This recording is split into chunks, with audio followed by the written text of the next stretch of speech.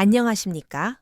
오늘은 건축가와 저주받은 집이라는 긴장감 넘치고 오싹한 오디오 드라마를 여러분께 들려드리려 합니다. 이 이야기는 재능 있는 건축가 민준이 불행하게도 공영에 처하게 되면서 시작됩니다. 절망에 빠진 그는 고대 건축 연구회로부터 파격적인 급여와 거주 공간까지 제공하겠다는 의문의 제안을 받습니다. 그러나 화려한 제안 뒤에는 섬뜩한 비밀과 끔찍한 의식이 숨겨져 있었고, 이는 민준의 경력뿐 아니라 그의 영혼까지 위협하게 됩니다. 과연 민준은 이 모든 것을 이겨내고 사랑하는 사람들을 지킬 수 있을까요? 민준의 오싹한 여정을 함께하며 고대 저택에 숨겨진 비밀을 파헤쳐 보시죠. 건축가와 저주받은 집, 지금 바로 시작합니다. 즐겁게 들어주세요. 인물 소개 및 절망적인 상황, 민준은 한때 촉망받는 건축가였다.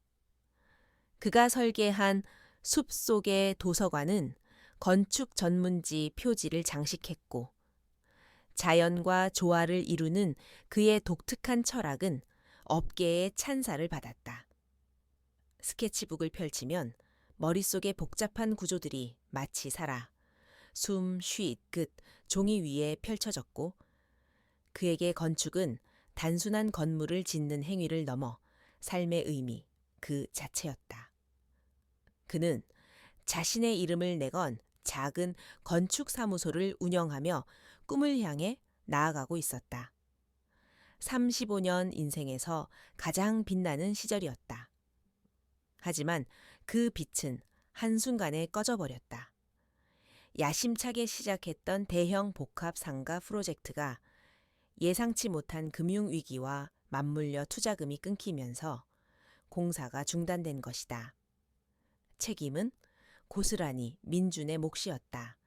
그는 모든 것을 잃었다. 사무소는 문을 닫았고, 빛나는 경력은 하루아침에 빛바랜 과거가 되었다. 남은 것은 산더미 같은 빚과 무너진 자존심뿐이었다.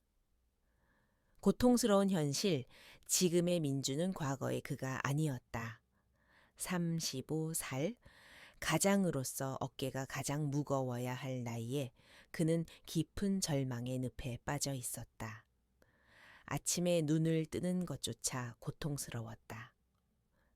매일 아침 울리는 휴대전화 벨소리는 채권자들의 독촉 전화였고, 그는 그 소리를 들을 때마다 심장이 얼어붙는 것 같았다.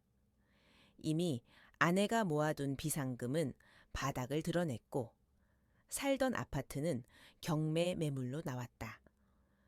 5살짜리 딸.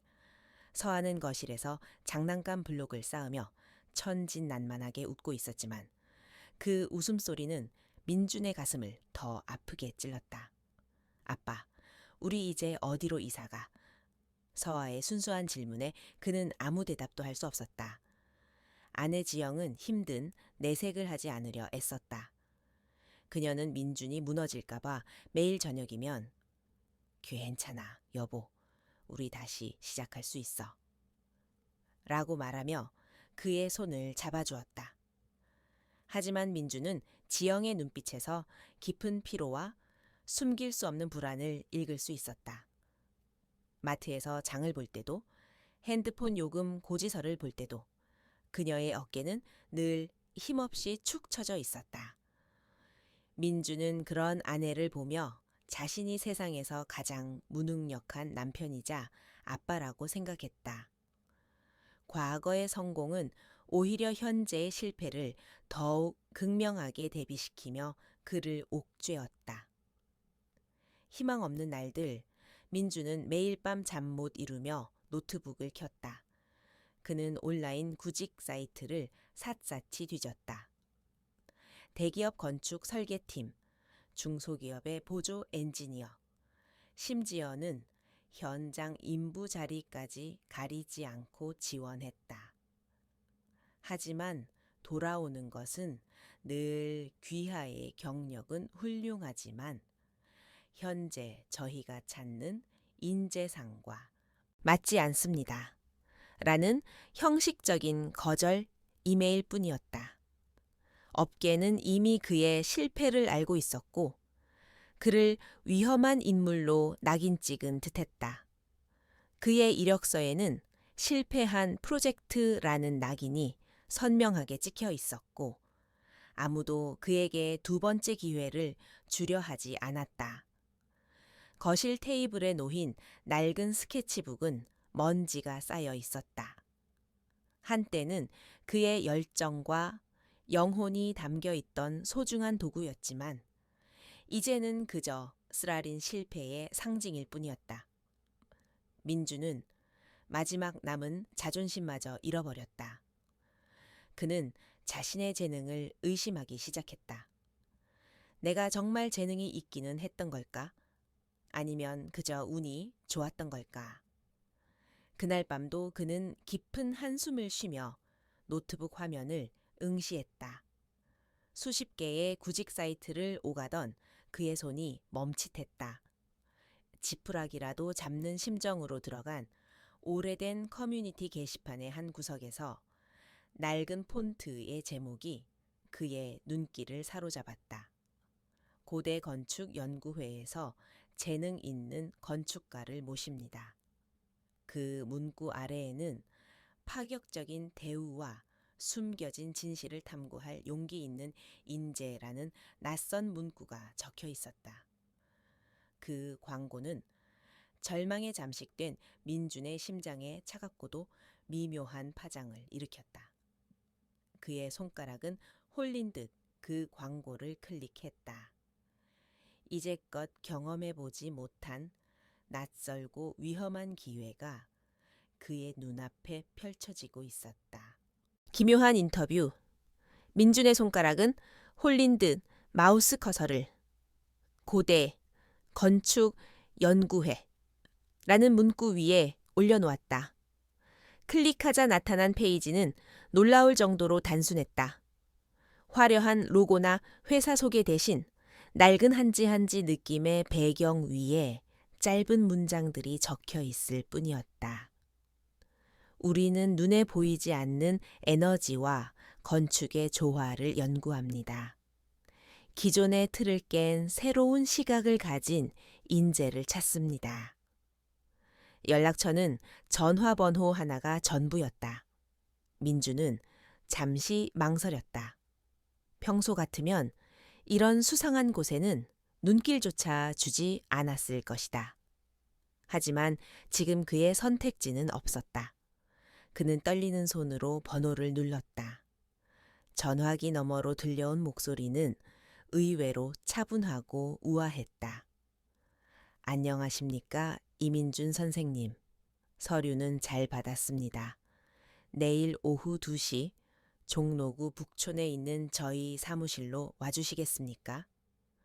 상대는 민준의 이력서를 이미 알고 있었다. 어떻게 된 일인지 알 수 없었지만 민준은 이미 지푸라기라도 잡은 심정이었다.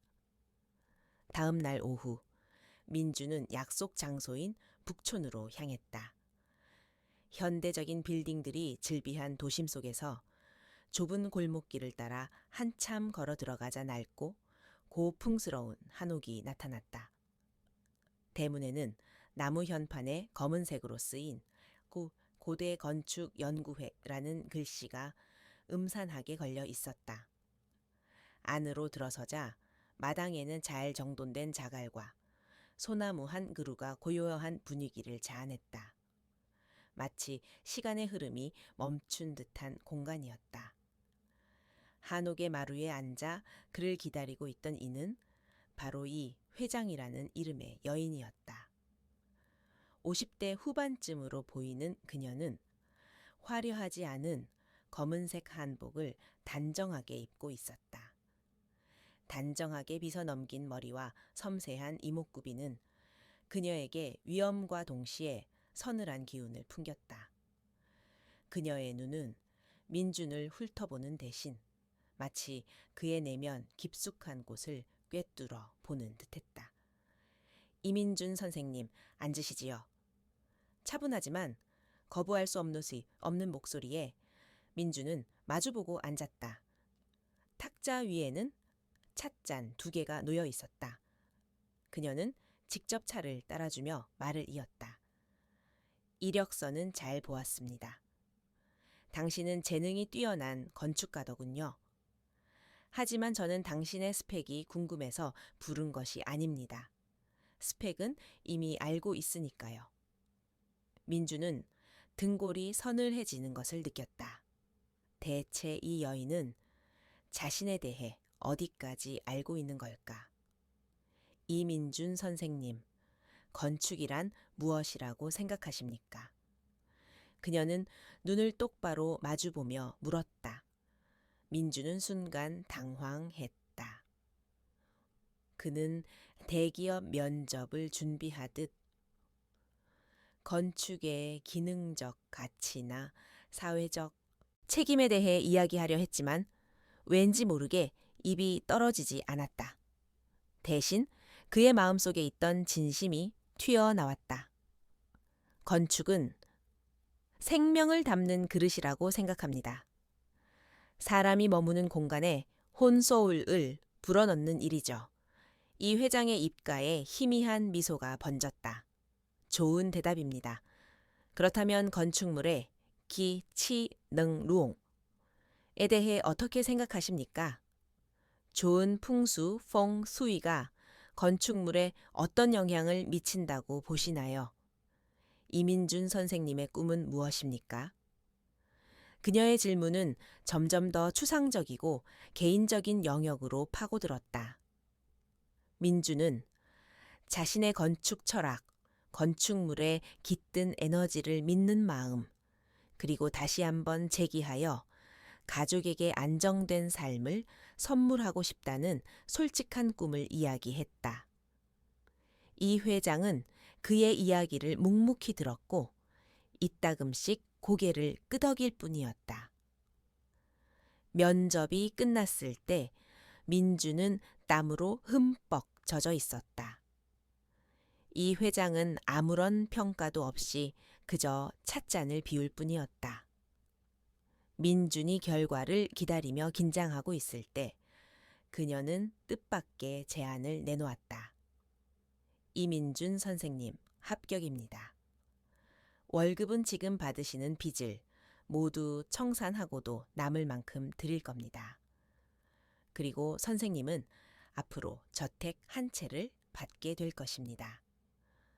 그곳에서 거주하며 마음껏 연구하고 설계하십시오.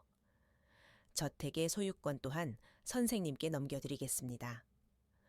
민주는 자신의 귀를 의심했다. 터무니없는 조건이었다. 빚을 갚아주고 살 곳까지 제공하다니.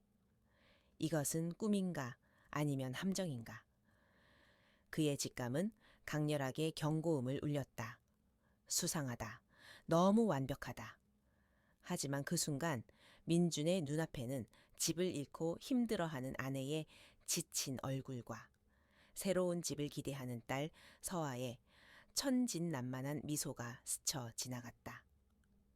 그의 절망감은 직감의 경고를 압도했다. 더 이상 물러설 곳이 없었다. 그는 살기 위해 이 기회를 잡아야만 했다. 감사합니다, 회장님. 열심히 하겠습니다. 민주는 고개를 숙였다. 이 회장은 만족스러운 미소를 지으며 차가운 목소리로 덧붙였다. 좋습니다. 내일부터 바로 시작하시지요. 선생님의 모든 재능과 영혼을 바쳐 오직 저를 위한 건축물을 만들어야 합니다. 그것이 당신에게 주어진 임무입니다. 이상한 규칙이 있는 집 민주는 한옥 열쇠를 한 중년 여성에게서 건네받았다. 아마도 관리인인 듯 했다. 그 집은 작은 언덕 위에 외따로 서 있었고 오래된 나무들이 우거진 숲으로 둘러싸여 있었다. 한눈에 봐도 아름다운 건축물이었다. 우아하게 휘어진 기와지붕, 따뜻한 황토벽, 정갈하게 꾸며진 자갈 정원까지 모든 것이 완벽해 보였다. 민주는 이곳이 자신과 가족의 새로운 시작을 위한 공간이라고 굳게 믿었다. 하지만 안으로 들어서자 묘한 공허함이 그를 감쌌다. 가구도 생활의 흔적도 없이 텅 비어 있었고 낡은 나무 냄새와 희미한 향 냄새만이 감돌았다. 정성스럽게 관리된 흔적이 역력했지만 생기 없는 예술 작품처럼 차갑고 무감각했다. 민주는 그저 오랫동안 비어 있었기 때문이라고 스스로를 위로했다. 그는 간소한 짐을 풀었지만 고독감은 여전히 집안 곳곳에 스며드는 듯했다.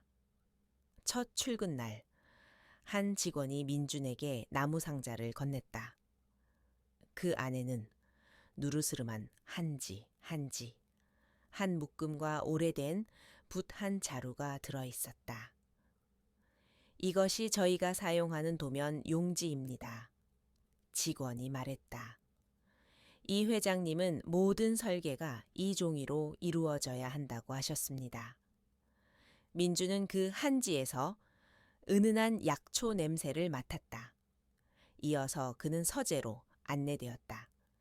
한옥에서 가장 큰 방이었는데 천장까지 닿는 석에는 고전 건축 서적부터 동양 철학, 풍수, 심지어는 기이한 주술에 관한 책까지 다양한 책들이 꽂혀 있었다.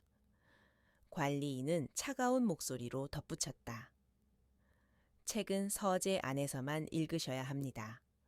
어떤 경우에도 밖으로 가져가실 수 없습니다. 민주는 고개를 끄덕이며 모든 규칙을 머릿속에 새겨 넣었다. 그는 또한 매일 밤 발코니에서 특별한 향을 피워 공기를 정화하고 창의적인 기운을 끌어들여야 한다는 지시를 받았다. 점심 식사 시간, 민주는 다른 동료들을 만났다. 그들은 모두 피곤하고 그늘진 표정의 건축가들이었다. 그들은 대화가 없었고 고개를 숙인 채 묵묵히 식사만 할 뿐이었다. 민준이 말을 걸어보려 했지만 그들은 단답형으로 대답하거나 시선을 피했다. 그 중에서도 특히 지훈이라는 동료의 눈빛은 유독 이상했다. 지훈은 민준의 맞은편에 앉아 있었지만 결코 민준과 눈을 마주치지 않았다. 그는 야위고 창백해 보였는데 마치 모든 기력이 소진된 사람 같았다. 민주는 그가 붓을 잡을 때마다 손가락이 미세하게 떨리는 것을 보았다. 이 회사에 무언가 잘못된 점이 있다는 확신이 점점 더 커져갔다. 민준의 첫 프로젝트는 고요히 성소, Sanctuary of Contemplation에 대한 개념 설계였다.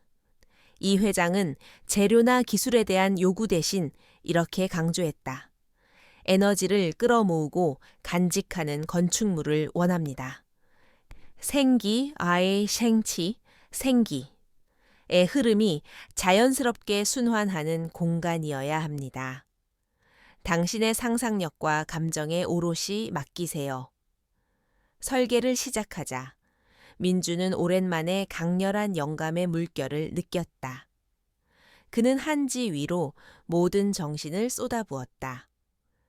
그리고 그날 밤 그는 다시 악몽을 꾸었다. 어둠 속에서 복잡한 구조물을 짓고 있었는데 그 구조물 안에 희미한 형상들이 갇혀 있는 꿈이었다.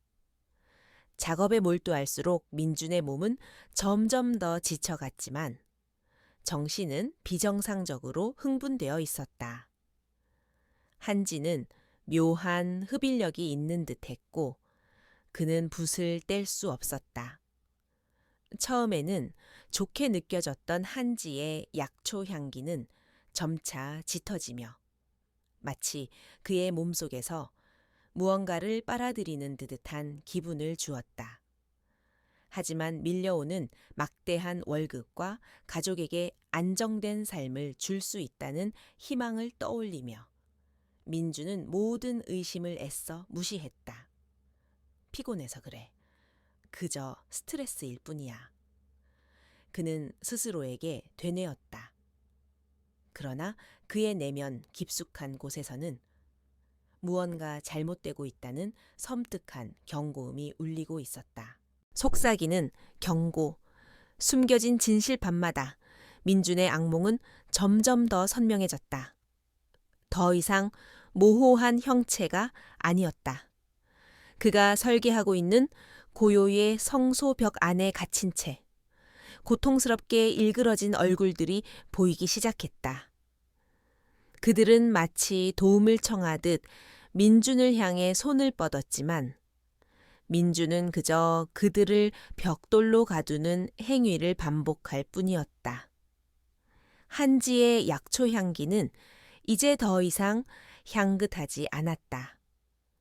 마치 시들어가는 잎사귀처럼 축축하고 씁쓸한 냄새가 났고 민주는 그 냄새가 자신의 생기를 갉아먹는 느낌을 받았다. 그는 무의식적으로 지훈의 행동을 관찰하기 시작했다. 지훈은 매일 새벽 발코니에서 향을 피우는 민준을 창문 너머로 지켜보곤 했다. 그의 눈빛은 깊은 슬픔과 공포로 가득 차 있었다. 민준은 지훈이 자신에게 뭔가를 말하려 한다는 느낌을 지울 수 없었다. 그러던 어느 날 오후 이 회장이 외출한 틈을 타 민준은 서재로 향했다. 지훈은 민준의 뒤를 몰래 따라와 그가 서재로 들어서는 것을 확인한 후 민준의 노트북을 잠시 만지는 척했다. 지훈은 그저 고개를 젖고는 손으로 3이라는 숫자를 만들었다가 조용히 자기 방으로 돌아갔다. 민주는 지훈의 행동을 이해할 수 없었다. 3? 무슨 의미일까? 그는 곰곰이 생각했다. 그때 그의 눈에 이전에 봤던 낡은 컴퓨터가 들어왔다. 그 컴퓨터는 서가 맨 아래에 놓여 있었고 먼지가 두껍게 쌓여 있었다. 그는 직감적으로 지훈이 말하려던 것이 이 컴퓨터라는 것을 깨달았다. 그는 조심스럽게 컴퓨터를 켰고 부팅 화면이 나타나자 곧바로 바탕 화면에 깔린 숨겨진 폴더를 발견했다. 폴더 이름은 기록, 리코트이라고 되어 있었는데 폴더 안에는 여러 개의 파일들이 있었다. 그는 첫 번째 파일을 클릭했다.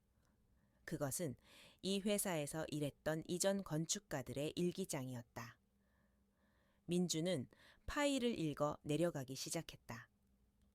그는 그곳에서 충격적인 사실을 발견했다. 나는 희망에 부풀어 이곳에 왔다. 빚을 갚고 내 가족에게 행복을 줄 수 있다는 생각에 매일 밤 설계에 매달렸다. 하지만 점점 이상한 꿈을 꾸기 시작했다. 내가 짓는 건물이 누군가를 가두고 있는 듯한 끔찍한 꿈이었다. 이 회장은 내게 창의력을 다 쏟으라고 했다. 한지에 그림을 그릴 때마다 내 영혼의 일부가 빨려 들어가는 것 같다. 붓을 들면 기쁘지만 붓을 놓으면 극심한 피로와 공허함에 시달린다. 나는 점점 나 자신이 아닌 다른 사람이 되어가는 것 같다. 지훈이 나에게 경고했다. 이 회장은 재능 있는 건축가들을 미끼로 영혼에 감옥을 짓고 있다고. 그는 우리들의 생기를 이용해 젊음을 유지하고 영적인 힘을 얻고 있다. 이곳은 건축 사무소가 아니야. 영혼을 수확하는 농장이야. 민주는 마지막 일기장의 내용을 보고 온몸의 피가 식는 것을 느꼈다. 그 일기장의 마지막 페이지에는 이제 나는 내 딸의 얼굴조차 기억나지 않는다. 나의 혼은 이미 이 건물에 갇혔고 육체만 남아있을 뿐이다. 민준 씨, 제발 도망쳐. 라는 절규가 쓰여 있었다. 민준은 자신이 지훈이 아닌 그 희미한 형상의 일부였던 것을 깨달았다. 그는 이 모든 것을 깨달았지만 이미 너무 늦었다. 자신이 갇힌 감옥을 자기 손으로 짓고 있었던 것이다. 그는 자신이 설계한 고요의 성소가 사실은 그들의 영혼을 가두기 위한 감옥이라는 것을 알게 되었다. 민주는 공포에 질려 숨도 쉬지 못했다. 그에게 남은 것은 도망칠 방법조차 알 수 없는 절망감뿐이었다. 탈출 일기장을 덮은 민준의 온몸은 차갑게 얼어붙었다. 그는 자신이 지어온 건물에 갇힌 희미한 얼굴들이 다른 건축가들의 영혼이라는 것을 깨달았다. 지훈이 남긴 경고, 영혼을 가두는 감옥이라는 말이 뼛속까지 파고들었다. 공포가 그의 숨통을 조여왔지만 그의 머릿속에는 오직 한 가지 생각만이 선명하게 떠올랐다. 서아, 지영, 내 가족을 지켜야 한다. 절망은 분노와 결의로 바뀌었다. 더 이상 도망칠 수 없다면 싸워야 했다. 그 순간 지훈이 민준의 방으로 들어섰다. 그의 얼굴은 평소보다 더욱 창백했지만 눈빛만큼은 흔들림 없이 단호했다. 알았군요. 일기장을 읽었죠? 지훈은 고개를 끄덕이며 낡은 한지 한 장을 꺼내 민준에게 건넸다. 의식의 핵심은 이 한옥의 지하에 있어요. 그곳의 중심에 이 회장의 길을 모으는 결정, 크리스탈이 있습니다. 그걸 부셔야 해요. 그게 제가 알아낸 유일한 방법입니다. 지훈은 희미한 미소를 지으며 말을 이었다. 이곳에서 영혼이 갇힌 사람들은 자신을 지키려 노력했던 마지막 순간의 기록을 남기려고 합니다. 저는 제 그림에 제 영혼을 가두지 않기 위해 그림을 망쳤어요. 이젠 제 차례겠죠. 이제 저와 같은 길을 걷지 마십시오. 민주는 지훈의 희생적인 눈빛을 보고 가슴이 찢어지는 듯했다. 그는 고개를 끄덕였고 지훈은 한옥의 오래된 마루 밑을 가리켰다. 저곳에 숨겨진 입구가 있습니다. 서두르세요. 이 회장이 돌아올 겁니다. 민주는 마루판을 열고 어둠 속으로 내려갔다. 습하고 퀴퀴한 냄새가 코를 찔렀다. 좁은 통로를 따라 한참을 내려가자 지하 공간이 나타났다. 그곳은 한옥의 구조와 똑같은 축소판이었다. 그곳의 중앙에는 붉고 불길한 빛을 내뿜는 제단이 있었고 그 위에 이 회장이 앉아 있었다. 그녀는 눈을 감은 채 자신의 손을 들고 공중에 떠 있는 낡은 한지들을 조종하고 있었다. 한지 위에는 민준이 그린 고요의 성소가 희미하게 빛나고 있었다. 이 회장, 민준은 그녀를 향해 소리쳤다. 이 회장은 천천히 눈을 떴다. 그녀의 눈은 더 이상 인간의 눈이 아니었다. 붉은 빛이 일렁이는 두 개의 구멍이 민준을 향했다.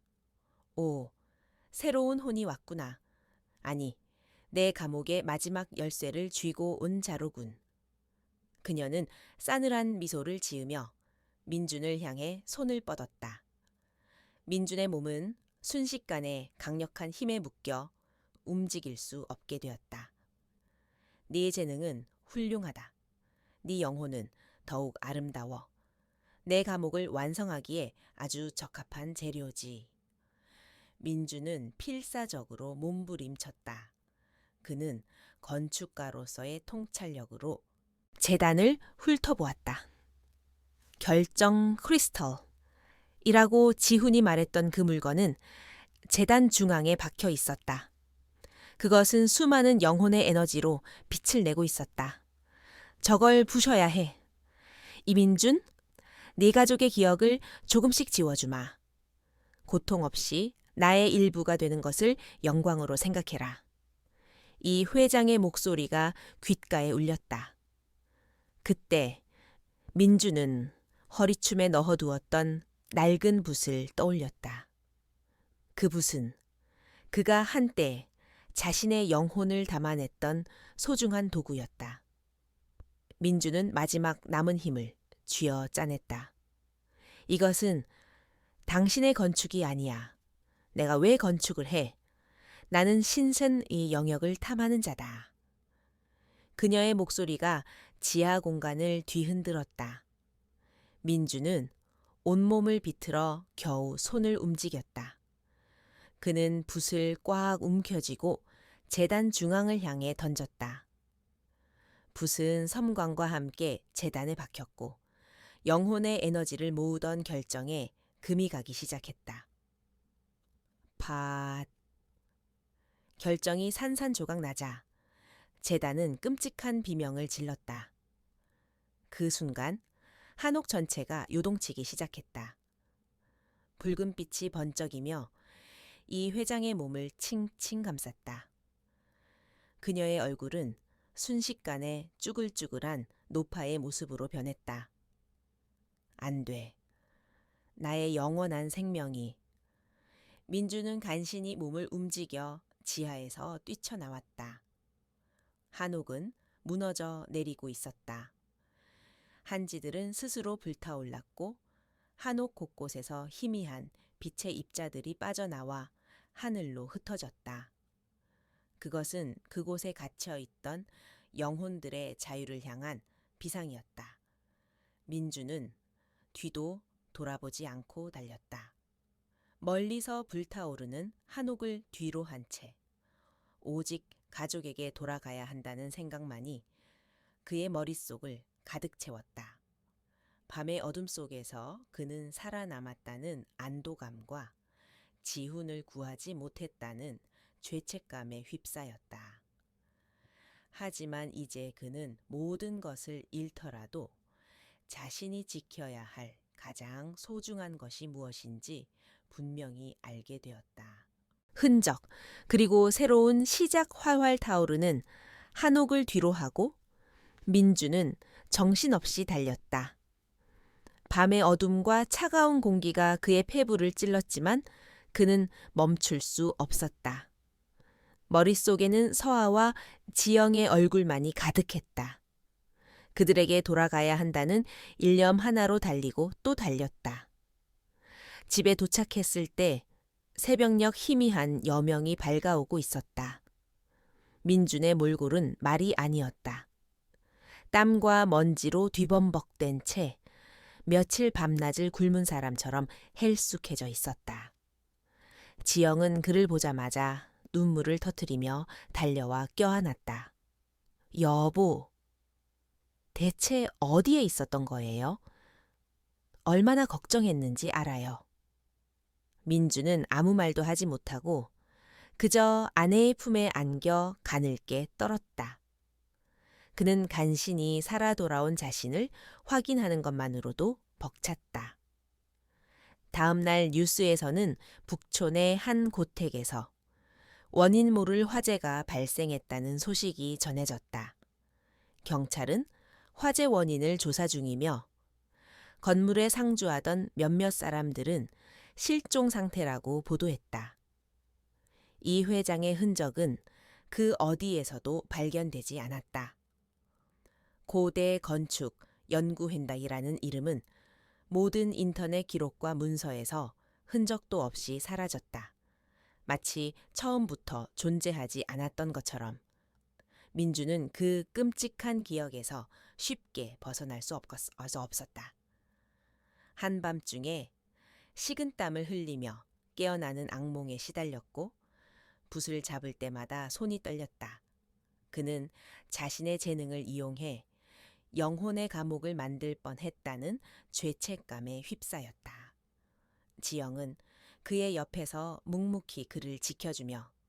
불안에 떠는 그의 손을 잡아주었다. 지영의 따뜻한 눈빛만이 그가 다시 현실로 돌아올 수 있게 하는 유일한 끈이었다. 민주는 다시 삶을 시작하기 위해 작은 건축사무소에 보조 디자이너로 취직했다. 월급은 이 회장이 제시했던 금액의 10분의 1도 되지 않았지만 그는 처음으로 마음 편히 일할 수 있었다. 그는 더 이상 돈에 대한 욕심이나 성공에 대한 강박에 시달리지 않았다. 어느 날 저녁, 민주는 퇴근길에 작은 서점에 들러 낡은 스케치북을 샀다. 집에 돌아와 스케치북을 펼친 그는 한동안 텅 빈 종이를 바라보았다. 그리고 붓펜을 들고 조용히 스케치를 시작했다. 그가 그린 것은 화려한 고층 빌딩도 거대한 복합 상가도 아니었다. 그것은 작지만 따스한 느낌의 도서관이었다. 자연의 빛이 가득 들어오고 나무 냄새가 편안하게 감도는 아이들이 마음껏 뛰어놀 수 있는 공간이었다. 그는 깨달았다.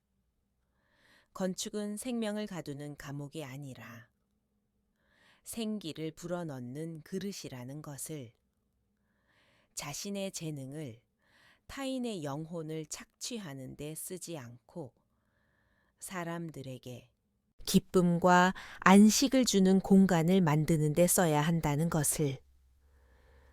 그는 자신이 겪은 끔찍한 경험을 잊지 않았다. 지훈의 희생과 수많은 이름 모를 영혼들의 고통을 기억하며 그는 자신의 작품을 그들을 위한 헌정으로 생각했다. 민준의 새로운 건축 철학은 치유의 건축이라 불리며 조금씩 사람들의 공감을 얻기 시작했다. 민주는 서아의 손을 잡고 자신이 설계한 작은 도서관을 거닐었다. 도서관 안에는 아이들의 웃음소리가 가득했고 창밖으로는 따뜻한 햇살이 쏟아져 들어왔다. 그 모습을 보며 민주는 비로소 마음의 평화를 찾았다. 아빠, 여기 정말 따뜻하고 좋아요. 서아의 말에 민주는 환하게 웃었다. 그는 이제 모든 것을 잃었던 과거를 두려워하지 않았다. 진정한 행복은 거대한 성공이 아니라 사랑하는 가족의 따뜻한 손길과 올곧게 살아가는 삶 속에 있다는 것을 깨달았기 때문이다. 한때 절망에 빠졌던 건축가는 이제 사람들의 마음을 위로하는 따뜻한 공간을 만들어내는 진정한 장인이 되어가고 있었다.